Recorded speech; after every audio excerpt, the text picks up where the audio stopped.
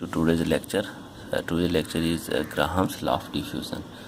तो इस law of diffusion के बारे में आज हम लोग स्टडी करेंगे। Actually this law of diffusion को थॉमस ग्राहम ने 1831 में एक्चुअली इसने ये डिस्कवर किया था और इसको 1848 में पब्लिश किया था, इसलिए मैं यहाँ पर डेट लिखा हूँ। ये जो डिफ्यूजन के जो लॉ हैं ये कैसे उसने देखा था, कैसे उसने पता लगाया था। डिफ्यूजन का मतलब क्या होता है? What is meaning of diffusion? Diffusion means it is the net movement of molecules और atom from a region of high concentration to a region of low concentration. So concentration is the amount of substance. When this amount of substance is moving from high to lower concentration, this is called as diffusion. And this property can be easily found in solid, liquid and gases. ये तीनों में मिलता है, solid में भी मिलता है, it can be found, it can be get liquid gases में इजीली ऑब्जर्व होता है, लिक्विड में इजीली ऑब्जर्व होता है। जैसे अगर लिक्विड का हम कोई एग्जांपल लेंगे, suppose will take one example, तो लिक्विड केस में जैसे हमने इंक लिया, इंक को अगर हम वाटर में जैसे ही डालेंगे तो the colour of the water will see it is different in colour. तो उस केस में क्या होगा कि स्प्रेड वो डिफ्यूज कर जाएगा, वो स्प्रेड कर जाएगा। तो इंक वाटर में वो स्प्रेड कर जाएगा, यूनिफॉर्मली स्प्रेड कर जाएगा, धीरे धीरे स्प्रेड करता रहेगा। तो इसे कहते हैं डिफ्यूज़न। गैसेस में जैसे परफ्यूम लिया, हम लोग परफ्यूम करते हैं, जैसे कि इसेंस स्टिक है, जैसे इसेंस स्टिक को बर्न करते हैं तो इनिशियली वो जो परफ्यूम से जो आपके इसेंस स्टिक से निकलता हुआ जो उसका ऑर्डर है वो धीरे धीरे फैलता जाएगा, पूरे रूम में वो फैल जाएगा धीरे धीरे करके। This is called the net movement of the molecules from higher to lower concentration. Diffusion of gases in our lungs, जैसे हम लोग रेस्पिरेशन के दौरान, ब्रीथिंग के दौरान what will take gas from the air, तो लंग्स के अंदर में भी एक्सचेंज ऑफ गैसेस होता है, तो वहाँ पर भी वो डिफ्यूजन के फिनोमेना से ही हमारे ऑक्सीजन और CO2 का एक्सचेंज ऑफ गैसेस होता है। सो दिस ऑल्सो है diffusion. So diffusion process is a continuous, ये तब तक चलता रहेगा, it is continuous till gases form a homogeneous mixture with air.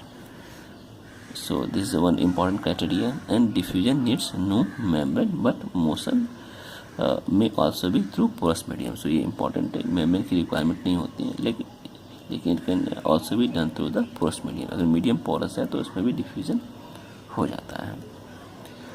तो एक्चुअली जो डिफ्यूजन कंसेप्ट है, ग्राहम्स लॉ ने एक अपने मित्र के एक्सपेरिमेंट के थ्रू से ही उसने ये सोचा था कि एक्चुअली डिफ्यूजन कैसे हो सकता है। उसके जो फ्रेंड थे, एक का नाम था, कोई साइंटिस्ट है, वो हाइड्रोजन गैस का एक्सपेरिमेंट कर रहे थे। He was trying to evolve out hydrogen gas.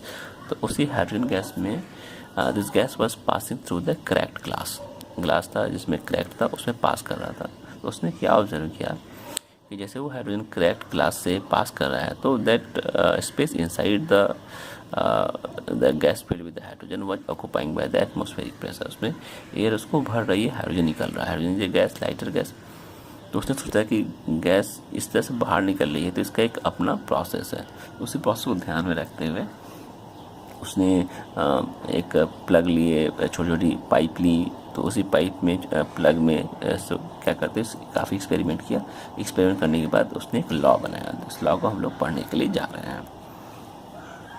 जान लें, एक टर्म है हमारे पास और भी, इफ्यूजन। इफ्यूजन क्या होता है? It is the motion of the gas molecules from high pressure to low pressure through a small hole, that is called effusion. जैसे कि पैसेज ऑफ गैस और air has punctured balloon. This rate of diffusion और effusion ये कई सारे factor पर depend करता है, जैसे मॉलिक्यूलर मास हो गया, टेम्परेचर हो गया, प्रेशर और कंसंट्रेशन हो गया। ये अगर चेंज कर देंगे तो हमारा डिफ्यूजन और इफ्यूजन दोनों का रेट चेंज हो जाएगा। चलिए लॉ देखते हैं जो ग्राहम ने ऑब्जर्व किया था अपने फ्रेंड को एक्सपेरिमेंट को देखकर। The rate of diffusion of a gas is inversely proportional to the square root of the vapour density of this at vapour density of the gas. So the whose density is ρ1 at constant temperature and pressure। जब pressure temperature constant कर देंगे तो diffusion gas का diffusion होगा वो इसका vapour density के square root हो जाएगा। जैसे कि हमारा कंटेनर है, इस कंटेनर में एक पार्टीशन है, इस साइड हमारे पास गैसेस हैं और ये होल है। तो ये गैसेस जो ये होल्स के थ्रू ये गैस पास कर रही है धीरे धीरे, तो इसको इफ्यूजन कहते हैं। ये इफ्यूजन फेनोमेना है। तो इसी को हम लॉ के फॉर्म में लिख सकते हैं इस तरह से, द रेट ऑफ इफ्यूजन और diffusion of gases is inversely proportional to the square root of density gases. ये प्रेशर टेम्परेचर कांस्टेंट होना चाहिए। अगर प्रेशर कांस्टेंट नहीं है तो भी हम इस लॉ को लिख सकते हैं। जैसे हमने लिया एक और बी गैसेस, इसका रेट R1 है, दूसरा R2 है, उसका वेपर डेंसिटी ρ1 होगा, ρ2 होगा। तो we can write R1 by R2 equal to square root of ρ2 by ρ1, जिससे प्रेशर टेम्परेचर कांस्टेंट है। Suppose this is the vapour density, तो उसमें अगर हम वेपर डेंसिटी को दिस इज द डेंसिटी को अगर हम लिख सकते हैं मॉलिक्यूलर मास बाई 2, यहाँ पर this is your vapour density, so vapour density equal to m/2, so ρ2 will be m2/2। तो यहाँ पर डेंसिटी को, वेपर डेंसिटी को हटाकर हम मॉलिक्यूलर मास भी ले सकते हैं और मोलर मास भी ले सकते हैं। तो उस केस में ये हमारे पास दूसरा इक्वेशन तैयार हो जाएगा। Rate of diffusion for the two gases under pressure P1 and P2 is, अगर गैस पर दो अलग अलग प्रेशर है, यहाँ पर हम देखें प्रेशर टेम्परेचर कांस्टेंट है। सपोज टेम्परेचर कांस्टेंट है, प्रेशर अलग अलग है, तो उसके लिए हमारे पास ये जो रेट ऑफ डिफ्यूजन गैस है वो प्रेशर के डायरेक्टली प्रोपोर्शनल हो जाता है। तो ये एक दूसरा इक्वेशन, ये इक्वेशन भी आपको याद रखना पड़ेगा, क्योंकि न्यूमेरिकल्स कई तरह से आते हैं सेम प्रेशर पर, डिफरेंट प्रेशर पर।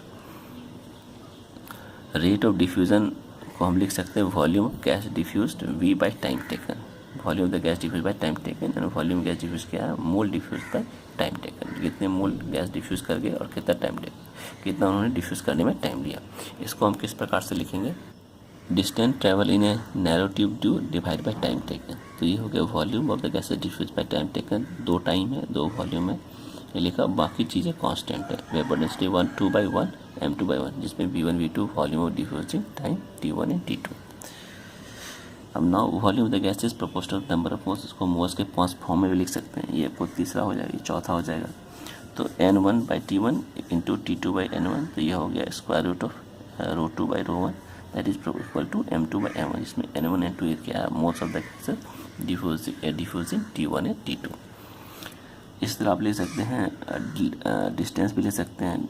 तो length of that this one gases, distance travel by time 1, तो मोल्स को हम डिस्टेंस के फॉर्म में भी लिख सकते हैं, क्योंकि volume is equal to distance भी हो सकता है हमारा। तो ये भी फॉर्म में लिख सकते हैं, तो d1/t1, देखिए volume is equal to distance into length. तो अगर V1 लेंगे, V2 लेंगे, अगर लेंथ हमारा कांस्टेंट तो डिस्टेंस हमारा क्या हो जाएगा, डिस्टेंस नहीं सॉरी दिस इज लेंथ है, ये हमारा एरिया हो जाएगा, तो एरिया हमारा एरिया ऑफ क्रॉस सेक्शन। तो एरिया ऑफ क्रॉस सेक्शन अगर कांस्टेंट है तो लेंथ हम L1 L2 ले सकते हैं। तो दिस L1 तो L2 is actually distance 1 distance 2, तो हम यहाँ पर इसको लिख सकते हैं D1 D2। सो ये हमारा फिर सेम इक्वेशंस हो जाएगा।